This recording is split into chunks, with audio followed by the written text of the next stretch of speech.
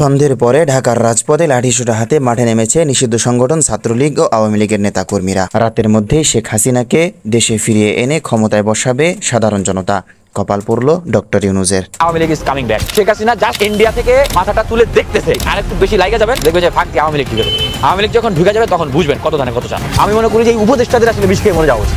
আমি আছি আপনাদের সাথে, আমি যেখানে থেকে আমি আসছি, কাজে আমি আছি, সব ধরনের সহযোগিতা আমি করে যাব। শেখ হাসিনা খুব দ্রুতই বাংলাদেশে ফেরার কথা দৃঢ়ভাবে ব্যক্ত করেছেন।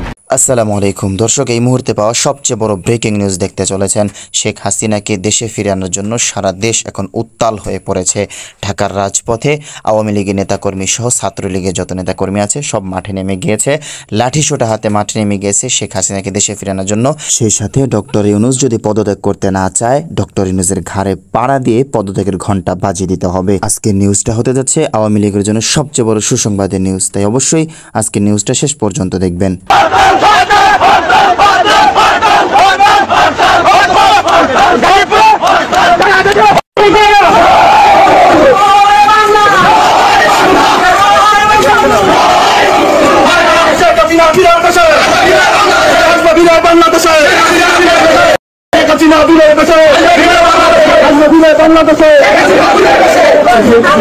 মাঠে নেমে পড়েছে নিষিদ্ধ ছাত্রলীগ ও কার্যক্রম নিষিদ্ধ থাকা আওয়ামী লীগের নেতাকর্মীরা। পলাতক নেত্রী শেখ হাসিনার নির্দেশে ঢাকা সহ দেশের বিভিন্ন স্থানে সক্রিয় হওয়ার পায়তারা করছে দলটি। সবশেষ মাইলস্টোনে দুই উপদেষ্টা সরকারের প্রেস সচিবকে অবরুদ্ধ করা এবং সচিবালয়ের গেট ভেঙে ভাঙচুর চালানোর ঘটনায় নিষিদ্ধ ছাত্রলীগের সম্পৃক্ততা পেয়েছে আইনশৃঙ্খলা রক্ষাকারী বাহিনী।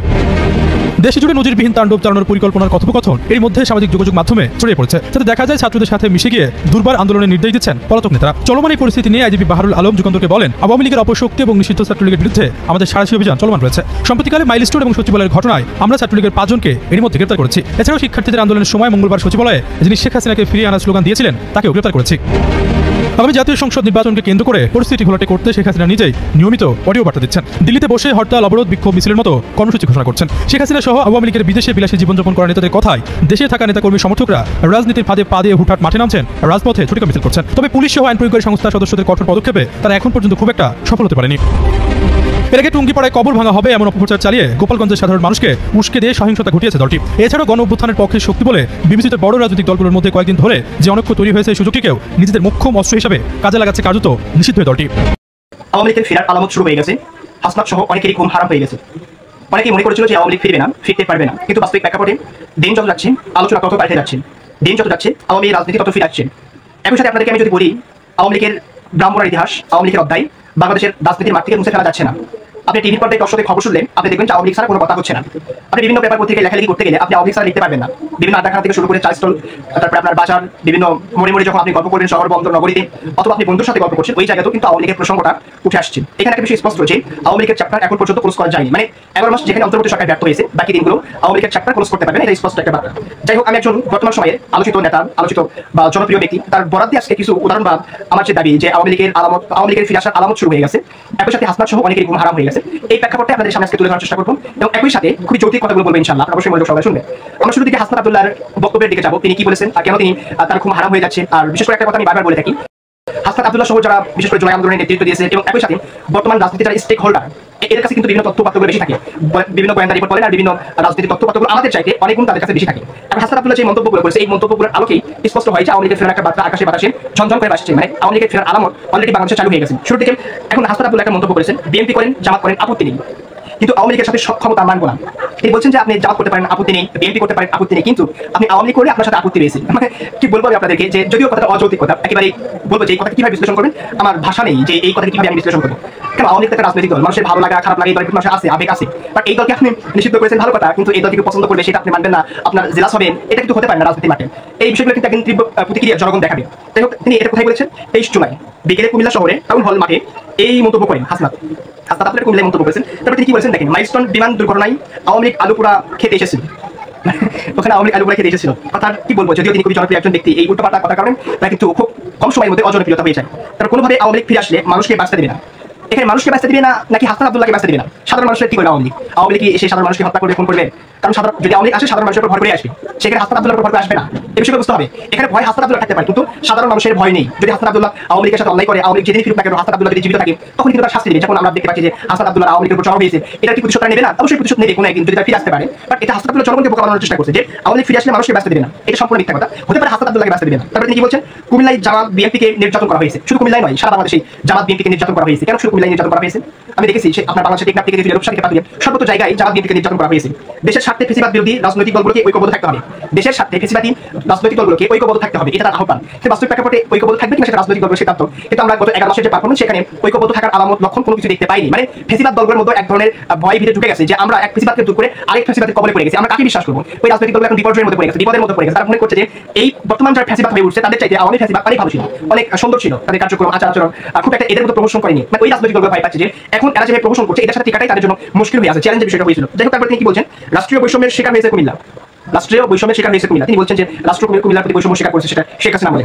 রাষ্ট্রের কোন উন্নয়নের ছোঁয়া আপনার কি লিখেছে? রাষ্ট্রের কোন উন্নয়নের ছোঁয়া জেলাটিতে লাগেনি। এই বিষয়ে তিনি মন্তব্য করেছেন যে রাষ্ট্রের কোন উন্নয়নের ছোঁয়া জেলাটিতে লাগেনি।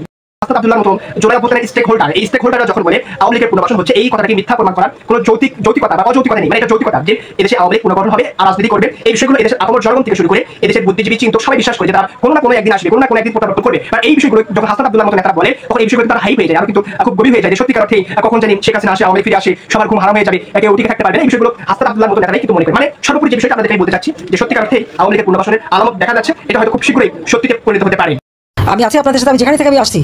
হ্যাঁ, একটা সুবিধা হয়েছে যেখানে আছি বলে কথা বলতে পারছি। 2000 সাথে জোর করে দেশে ফিরেছিলাম, এরপর তো বন্দী করে রেখেছিল, আর কথা বলতে পারিনি। কিন্তু এবার সেই জন্য বাইরে থেকে সবার সঙ্গে কথা বলতে পারছি। কাজে আমি আছি, সব ধরনের সহযোগিতা আমি করে যাবো, কিন্তু আমাদের দেশটাকে, দেশের স্বাধীনতা সার্বভৌমত্ব রক্ষা করতে হবে। নেতাকর্মীদের সাথে ভার্চুয়াল কনফারেন্সগুলোতে বাংলাদেশের ক্ষমতাচ্যুত প্রধানমন্ত্রী শেখ হাসিনা খুব দ্রুতই বাংলাদেশে ফেরার কথা দৃঢ়ভাবে ব্যক্ত করেছেন। কিন্তু কোন প্রক্রিয়ায় এবং কিসের ভিত্তিতে তিনি এমন দৃঢ়তা দেখাচ্ছেন, খুঁজব সেই উত্তর।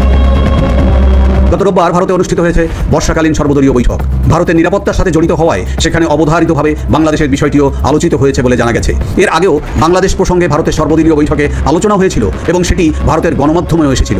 ধারণা করা হচ্ছে বাংলাদেশ ইস্যুতে ভারত আগের অবস্থানেই স্থির থাকায় এবারের আলোচনাটি মূলধারার গণমাধ্যমে উঠে আসেনি। ভারত বাংলাদেশে রাজনৈতিক স্থিতিশীলতা চায় এবং একটি অন্তর্ভুক্তিমূলক নির্বাচনের মাধ্যমে নির্বাচিত সরকারের সাথে সম্পর্ক এগিয়ে নিতে চায়। বাংলাদেশের ক্ষেত্রে ভারত এখনও একই অবস্থানেই রয়েছে।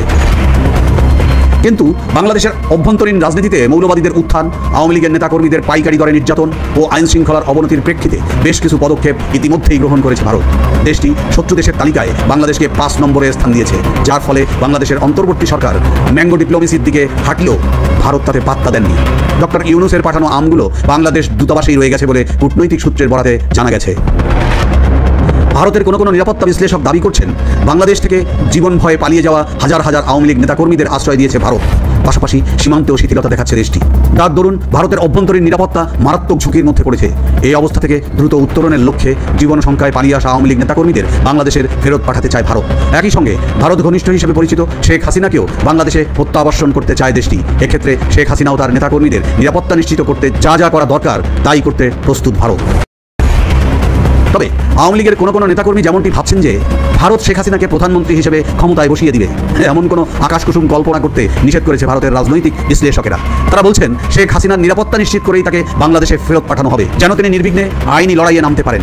একই সাথে তার নেতাকর্মীরাও যেন অযাচিত দমন পীড়নের শিকার না হন, সেদিকে লক্ষ্য রাখবে ভারত। সেক্ষেত্রে যাদের বিরুদ্ধে মামলা রয়েছে তারা মামলা মোকাবেলা করবে, আর যারা জীবন সংখ্যায় ভুগছেন। সুপ্রিয় দর্শক, আমি আশা করছি আজকের নিউজটা আপনারা সকলে মনোযোগ সহকারে শেষ পর্যন্ত দেখেছেন। তো আজকের নিউজটা দেখে আপনার কাছে কি মনে হয়েছে? আপনার মূল্যবান মতামত অবশ্যই কমেন্ট সেকশনে লিখে যাবেন। দেখা হচ্ছে পরবর্তী কোনো আপডেট নিউজে। সে পর্যন্ত সুস্থ থাকবেন, ভালো থাকবেন, আমার জন্য দোয়া করবেন। আসসালামু আলাইকুম ওয়া রাহমাতুল্লাহি ওয়া বারাকাতুহু।